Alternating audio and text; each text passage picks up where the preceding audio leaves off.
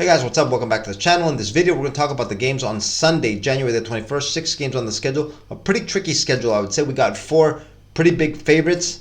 Denver favored big on the road. Clippers favored big at home. Lakers favored big at home. And also Boston double-digit favor on the road against Houston. We're going to dissect each game, see if we can find an edge and come up with some winners. Not the prettiest of cards, I know, guys, but like we do every day, we go over every single game. Keep in mind, guys, I am doing this video a little bit early. I got some extra time. So I'm doing this video a little early, so the lines might not look like this closer towards tip-off. But as always, guys, I always post my best bet of the day an hour before tip-off. So if I need to update anything, it'll be down as a pinned comment. Also on my Twitter at Pick'emNBABets. So on that note, guys, let's check out the games, see if we can come up with something good for today. Let's go. All right, in our first game of the night, we got the Brooklyn Nets in LA taking on the Clippers. The Nets coming off an upset win against the Lakers just a couple of nights ago. Snapped the losing streak that they were on. They got just one win in their last 5. Cam Thomas, little guard, that started off the season red hot. He was averaging something like 26 a game. Then got injured. When he came back, guys, he got in a big slump. Got demoted to the bench. Jacques Vaughn was not playing him too many minutes, but he put up 33 against the Lakers. Got back to his high-scoring ways. Now, Brooklyn in this game, no new injuries, so everyone that played against the Lakers should be available again for them. Overall, guys, they are still on a downtrend, but should come in with momentum from that game against the Lakers. The LA Clippers, guys, 4 wins in their last 5. One of the top teams in the league, coming off a 11-point win against the OKC Thunder. Very impressive for the Clippers. They've been off, guys, since the 16th. They've been off for 5 days now. Rested, they should come in rested. Could be a little rusty. They're 10.5-point favorites here. Guys, in this game, I'm actually going to take a shot with Brooklyn here, plus the points, plus 10.5. Like I said, the Clippers haven't played in a few days. They might be a little rusty. Ivica Zubac is still out, their center. So, Brooklyn, guys, they're more than capable. They've been slumping, but like you saw against the Lakers, guys, if they can put a good game together, anything can happen. Plus 10.5, guys, especially on a Sunday. Let's take a shot here with Brooklyn. Just 1 star, though, behind this play. What I'm going to look at the moment while I'm recording this video, I don't see prop bets up, but I'm going to be looking for Mikal Bridges under bet. He tweaked his ankle a couple of games ago, and in the last one, he only put up 15 against the Lakers. Didn't look his usual self. So if we get a number close to 18, 19, maybe 20 points, his average is like 21, 22 a game. If we get something around 18 or 19, I might look for an under bet on Mikal Bridges as a prop bet. If I do, I will update that as a pinned comment closer towards tip-off. All right, our next game with the Miami Heat and Orlando taking on the Magic, the Battle of Florida. Miami Heat, 3 wins in their last 5, but on a 2-game losing streak, coming off a very bad loss at the buzzer to the Atlanta Hawks. DeJounte Murray hit a 3 after Bam Adebayo missed the free throw. Murray got the rebound, came down, hit a 3, and that was it. Curtains for the Miami Heat. 2 straight losses for them, but they're playing without Jaime Jaquez. They're very good rookie. He's not expected to play tonight. He's out with a groin strain. Speaking of struggling and on a losing streak, the Orlando Magic guys just 1 win in their last 5. They dropped their last one to the Philadelphia 76ers by 15. The team that started out the season red hot was at 2nd or 3rd place for the majority of the first part of the season. Now just 22 and 28th in the East. They have been playing without their 2nd best player, I'd say, Franz Wagner. I think Carlos Banchero is a little better than he is, but he's been out for a while. Tonight he is listed as questionable. There is a chance he comes back, but the Orlando Magic guys, they've been struggling, and they've been struggling hard. Now, guys, we see Miami favored by just a point in this game. What I'm going to do here is I'm going to wait. If Franz Wagner comes back, I do expect this line to flip. It will flip. Orlando will become a favorite, and when that happens, I am going to take Miami here. For the video's sake, I'm going to have it on the money line, and I'm going to put 2 stars behind this play. I think Miami's going to bounce back in this game. I'm going to take him here. I think a lot of people are going to be expecting Orlando to snap out of their funk. Personally, I think Miami is the better team here, and they will get the job done. Let's take the Miami Heat in this game. All right, guys, our next game, we got the Denver Nuggets in Washington, D.C. taking on the Wizards. Nuggets, 3 wins in their last 5, coming off that huge win in Boston Garden, 102-100. Gave the Celtics their first loss of the season at home.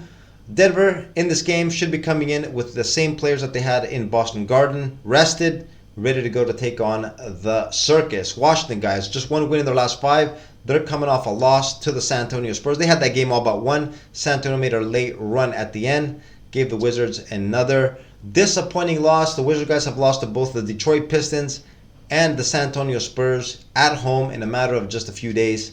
Another disappointing game for Washington. Washington guys, Um, second night of a back-to-back. Also, they're playing without Daniel Gafford, their starting center. Marvin Bagley has been playing pretty well. The center they just picked up from Detroit.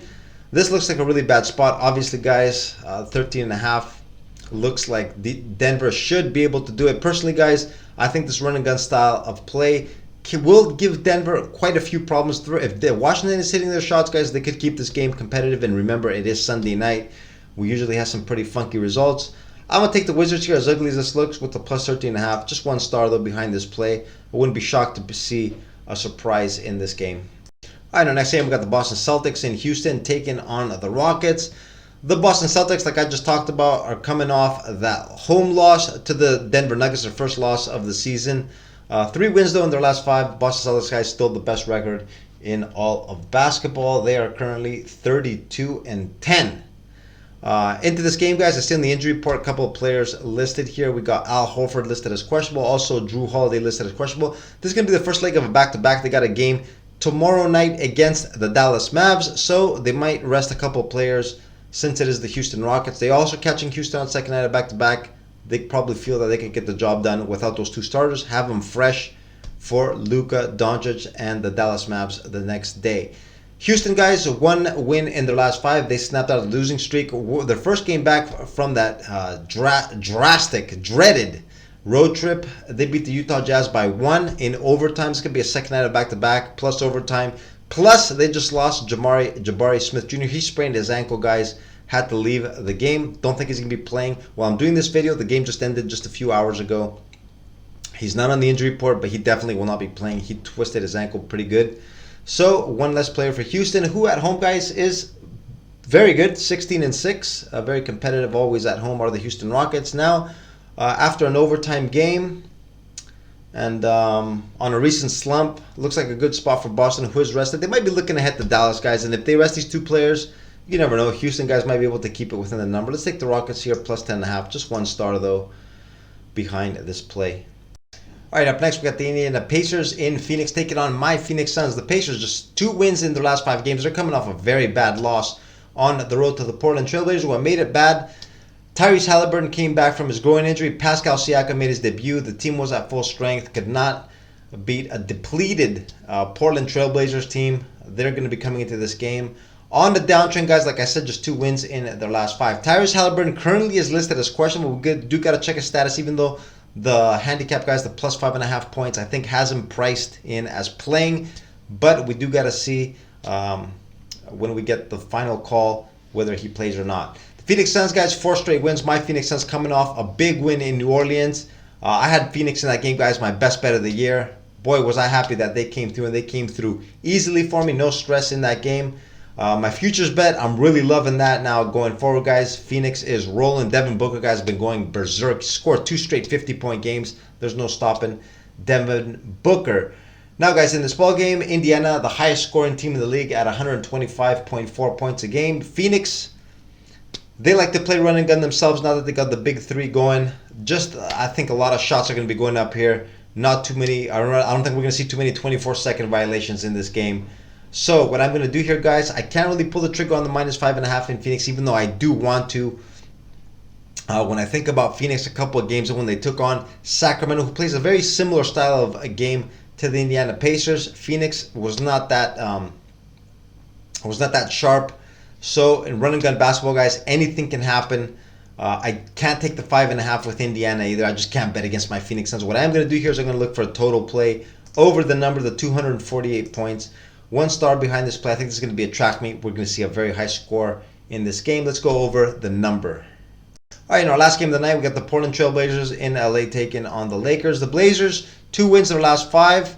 Those came in their last 2 games, guys, at home. They're on a 2-game winning streak, beat the Brooklyn Nets by 2, and followed that up with a 3-point win against the Indiana Pacers. The Portland Trailblazers team, who is extremely short-handed, guys, missing a bunch of players in their last one, played without Anthony Simons, arguably their best player tonight. He's listed as questionable.